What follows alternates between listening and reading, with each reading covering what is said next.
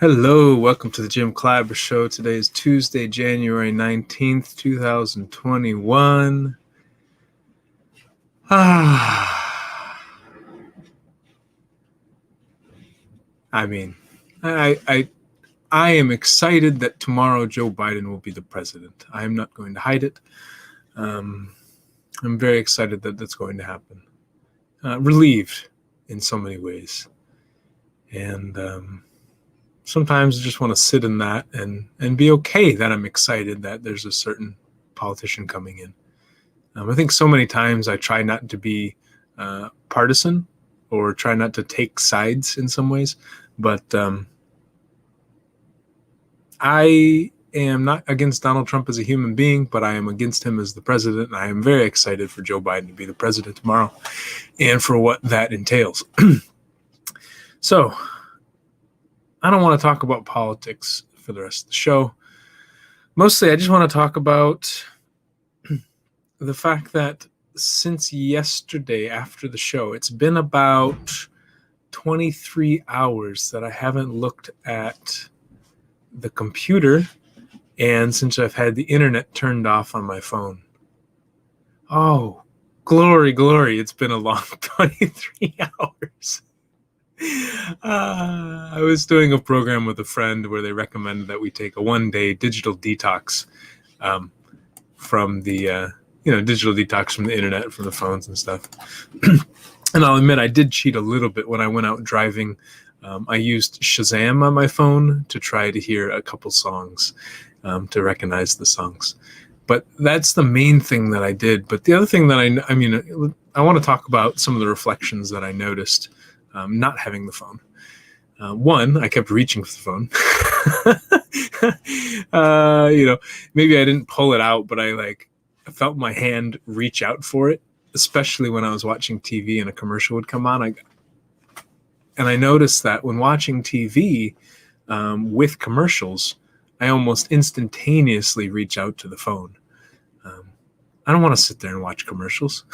I really, really, really dislike so many of these commercials. But I did something instead yesterday. Since it was Martin Luther King Day, I actually got this really thick book I have about Martin Luther King. And during the commercials, I started to read that book. I also received another book about community building, and I started to read that book in the commercials. It's really nice to turn to a book instead of turn to a phone or the internet. And I think one reason why is because books are relatively predictable. The text on the page doesn't change. Yes, I don't know what's going to be on the page, but really it's just there. It's self-contained. Whereas the phone is connected to so many different sources. I could get a breaking news alert. I could get a text message or a WhatsApp message, or I could get somebody could send me a photo, or somebody could send a video. There's so many different things that could come through that little device that it provides so much uncertainty in my life. There's so much what's going to come. And so I think a lot of times it can add that anxiety to me. I got to check the phone because I don't know what's going to be there. Something great could be there. Something horrible could be there. Something monotonous could be there. I really got to know. Whereas with a book, it's the book is just going to be the book. A Martin Luther King speech is going to be pretty similar to the other Martin Luther King speeches. And another thing I noticed is that when reading the words from Martin Luther King, it felt different than reading the words from a random person on Twitter. And I think a lot of times we learn by osmosis. We learn by reading. We learn by watching and listening. And I've been learning a lot on Twitter from people who don't speak about the same things that Martin Luther King does or speak in the same way. So going on Twitter, I may see a lot of people fighting and saying, "Oh, you're such an idiot," or sarcasm or passive aggression or shade, or passive aggression, same thing. And so much kind of bickering and fighting and hatred, actually, indifference and many things like this. Whereas Martin Luther King talked about love in different forms, talked about forgiveness, talked about nonviolence, talked about strength. Yeah. So it's almost like, who do we choose to listen to and learn from? And if we're reading from all these other people that are spewing a lot of hatred, sometimes we'll absorb that hatred. Whereas reading from someone who's spewing a lot of love, effusing love, then we can learn from that love as well. So it felt nice to just read from one of the greats, to put it lightly. And yeah. And the thing about books is that books have more dense, compact information. It's one person speaking. It's not a back and forth. So it's not listening to kind of a loud conversation. Again, not knowing where the conversation is going to go. A book is quite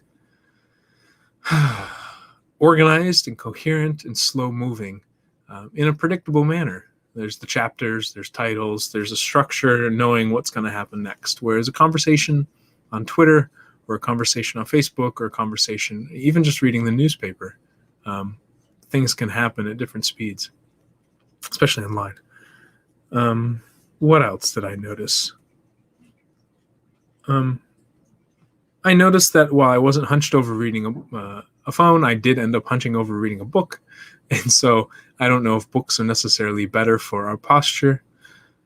I noticed that because I wasn't so focused on the phone, I still maintained a focus. I still focused on text on a book that was close to me, or still focused on the TV. So I still didn't get that very wide kind of spatial awareness, if you want to talk on that. What else did I notice?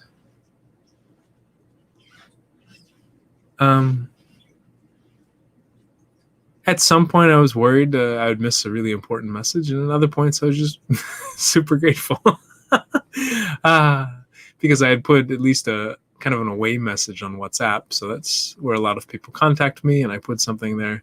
I changed my profile photo, which is a little trick to show people that you're no longer there, because a profile photo is something that they see over and over again. So I changed the profile photo to Martin Luther King, and then I put like, I'm offline for the day to celebrate. So, and then I also posted a status, but not every platform has a status or story update, and people don't necessarily see those. So I think one of the best tricks to get the modern day away message is to change your photo to something that says that you were offline for however long you were offline or away from your phone. So I think that helped, knowing that I wasn't just leaving people cold. I gave them some heads up, at least on the phone standpoint, that I would be away. We've had that for a long time when it comes to email. We've had the vacation or away message for email, out of office message for email, but we don't necessarily have it for WhatsApp or text messaging or Facebook or Twitter or really any of those platforms, Snapchat, Instagram. There's no way to really say that you're away, no official way. So again, I think one of the best ways is to just change the profile photo, because almost everyone sees the profile photo all the time. So what else did I notice? I noticed I had a lot of time. There's a lot of time when there's no phone and no internet. I imagine it would be even more intense realization of time if there were no TV. If we turned off the TV, we turned off the radio and any screen or any kind of audio emitting device. It could be really, really focused on the present. And just notice that, especially at home, because these days so many of us aren't traveling. We're not commuting anywhere, to the office, to the coffee shop, to dinner, to a movie, to a restaurant, to a bar, to whatever, to a park, since we're not moving really anywhere, that there's a lot of time. Yeah, it's just a lot of time to do stuff. And I don't know about you, but I filled up so much of my time by looking things up on the internet or chatting with people on the internet. And to take that one thing away, to just turn off the phone, I didn't really turn off the phone. I turned off the internet. So I still had text messages if people needed to get in contact with me. But to just turn that off can really, really free up so much time. So many of us think we're so busy here and there. Yeah, we can be, but maybe so much of it is being busy watching a show or interacting with a conversation or responding to emails and just turning it off. It doesn't have to be for the full day. It could just be for a couple hours. Just turning it off can free up so much time to read a book, to exercise, to just sit, to do nothing, to stare off into space and zone out, to clean the dishes, to clean the house, to do so many different things. Tells you how creative I am. Like, wow, what am I supposed to do with all this time? Sometimes it feels like too much time. What am I supposed to do? I got too much time now. I just gotta, I don't know.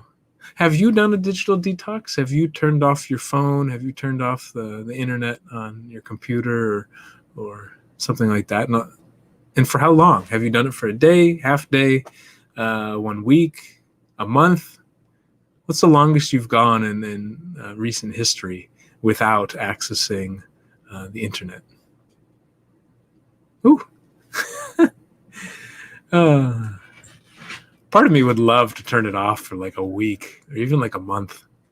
Just be offline. Oh, man. Part of me would love that. Part of me fears that for so many reasons of what would happen if I'm not there. And I think I've always dreamed of being like a teacher where I work.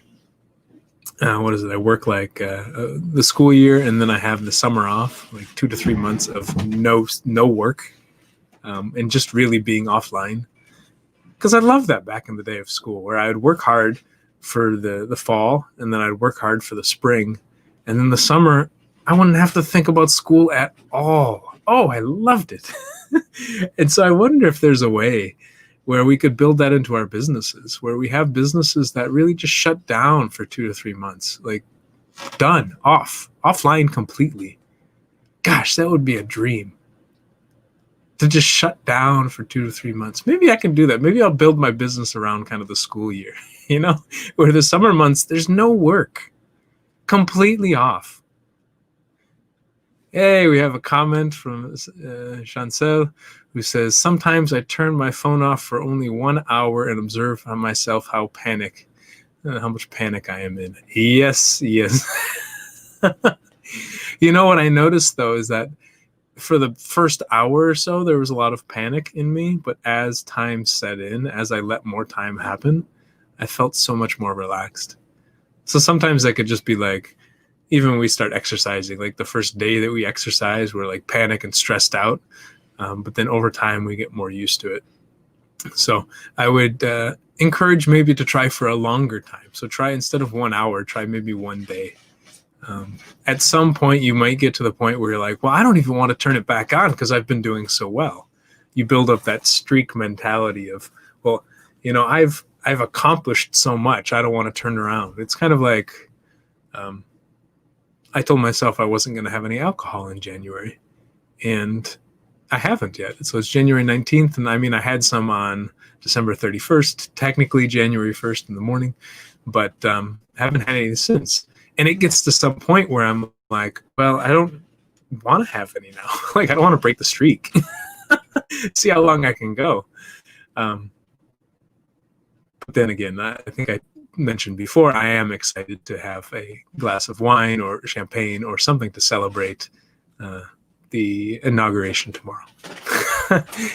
But yeah, so I hear you that sometimes that the first hour can really set in that panic because our body's still doing the same movements. We're still reaching for the phone. We're still thinking about something and having these automatic reactions. Whereas over time, we start to get used to it, I think. So, yeah. Any more comments or questions about this? I'll keep talking, and if I hear any more, then I'll respond and go from there. But it was just nice to get away, I think, from the news. There's two main things I think that drive me on my phone and have drive a lot of the addiction. One is the news. And so the news is something that I'd look up on Twitter, or I'd get on the news app on the iPhone, or even see on Facebook, just see what's happening. Okay, what's happening in the world of politics? What's happening in the world of technology? What's happening in the world of entertainment a little bit, but not so much.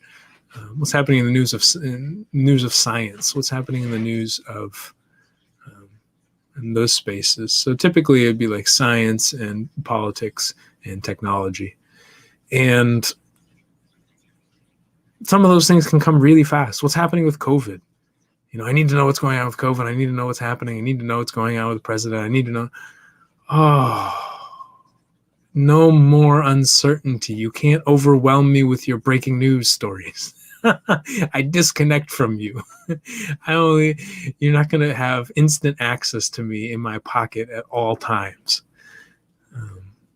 So I think that's the one, just the uncertainty of what's happening with the news, which is something that not only changes quickly, because in the past they used to pull in news stories only from local sources, but now they're pulling in news stories from all across the world. If there's an attack in France, it's news. If there's an attack in Mozambique, it's news. If there's a flood in Sri Lanka, it's news. So many of these things can come in and drive a lot of uncertainty in our lives. And then the other thing would be communication with friends. What are they going to say? Did they say something? Are they asking me a question? Are they telling me something? Are they sending me a video or a photo? Are they asking me, something? Did something happen to them? Are they okay? Do they need help? Phone off. I don't need to know. If they need help, maybe they'll ask somebody else. It's this idea of almost like building in ways for us not to be the linchpin, if that makes sense, or the only option that people have. I remember a long time ago reading that, if somebody sends you an email and they need to know the answer to something, sometimes don't respond to the email immediately, because if you don't respond immediately, sometimes they'll figure it out on their own. Sometimes we just ask questions without thinking and trying to solve it ourselves. And that sometimes if we just pause and really reflect and have to solve it ourselves, we can, or we ask somebody else, or we figure it out. And they talk about this when it comes to management as well. Sometimes one of the best things that the manager can do for a company is to go on vacation. Turn off all phone, turn off all email, and see if the company can run without that person being there. And if the company can't run without that person, sometimes there's the problem, because then the company's too reliant on that one person, which is good maybe for that person in terms of their income, in terms of maybe feeling important, but isn't necessarily good for the company, because then the company will not continue if that person's no longer there. And I've thought about that a little bit as well when it comes to my work. If I disappear, then my work is disappeared, because there's not other people there carrying on the baton and moving, carrying the torch forward, to use two different Olympic metaphors. One from the relay race, one from the Olympic torchbearer race.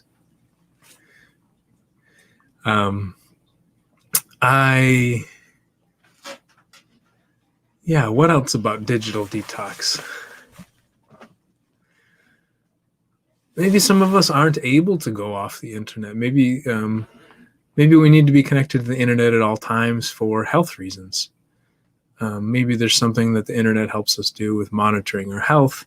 Maybe there's something the internet helps us do with connecting to somebody else and we have to. I don't know. So I don't think this is something that everyone has to do. I think it's just really interesting to reflect on it and see how necessary is the internet in our lives and which part of the internet is necessary.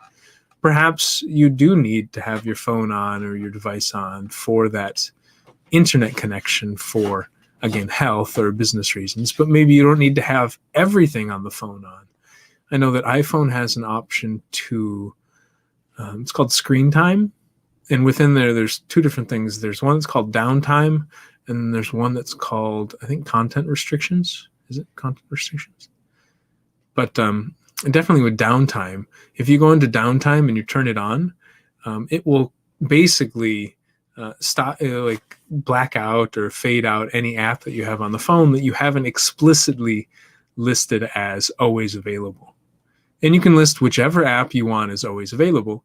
But if you don't put it on that list of always available, then when you go into Downtime, you can still access these apps if you want to, but when you click on them, it says you have no time left, and you can ask for more time. If you type in the right password, then you can use it. But just adding that one layer of barrier, I've seen can free up my desire to try to click on it. Or even if I click on it, I go, oh, should I then ask for more time? Do I really need to use this app? And so doing that can help us too.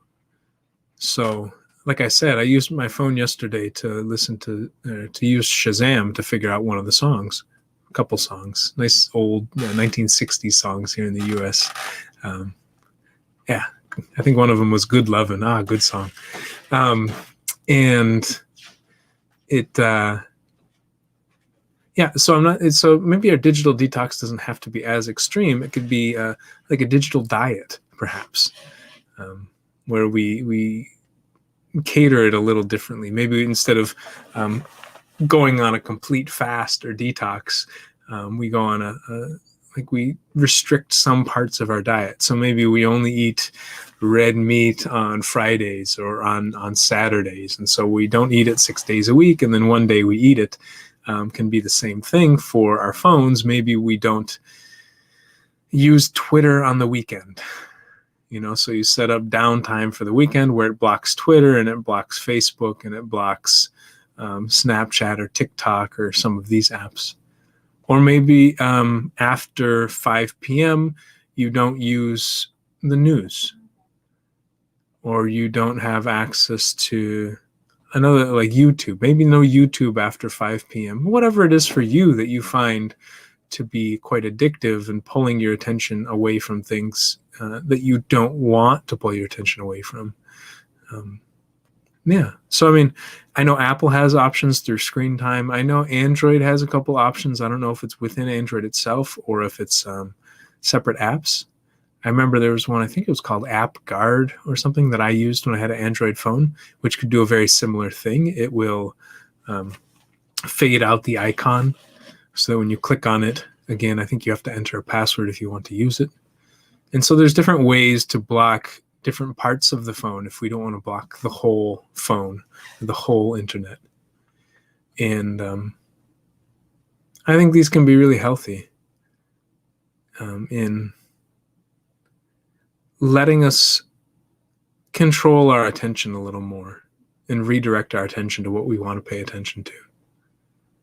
If I'm constantly reading my phone, it's really hard to read books because I'm constantly reading my phone, unless I have the books on my phone. But then even then, I may read the book and then I get a notification for something, and then I go and I respond to the notification. Whereas if I pull out a physical book, there are no notifications. There's no bling, bling, bling. There's no flashing things. There's no advertisements that pop up. It's just the book. Sometimes with very nice photos or very soft pages. So it's a more tactile experience sometimes. What else? Which apps do you use the most that you don't want to use? Which are the apps that you use that really stress you out, but you keep using anyways? Or what are the apps that you use when you're when you want to sleep, but you keep looking at your phone?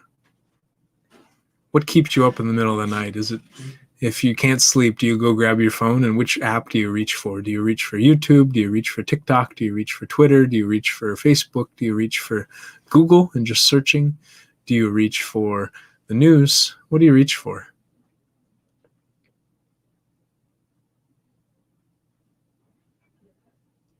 Maybe even at night, you don't have to turn your whole phone off because maybe you still want, people to be able to contact you. But when sleeping, you could block off most apps. So the only apps you leave available are the ones where people can contact you in an emergency. And then so when you grab your phone and you try to look through your phone, you get the, hey, this app is not available until you wake up. Oh, nice. I think they should make it even more complicated. I remember back in the day, I think it was Google, that on Gmail, if you wanted to send an email, you could put on this little Google Labs feature, Gmail Labs feature, where if you went to send the email, it would ask you to solve a math problem before the email would send. Because sometimes we'd send emails drunk or when really angry, and the math problem would help slow us down. Because we had to switch into solving math. I know they have some alarm clocks that way too. I really didn't like those alarm clocks.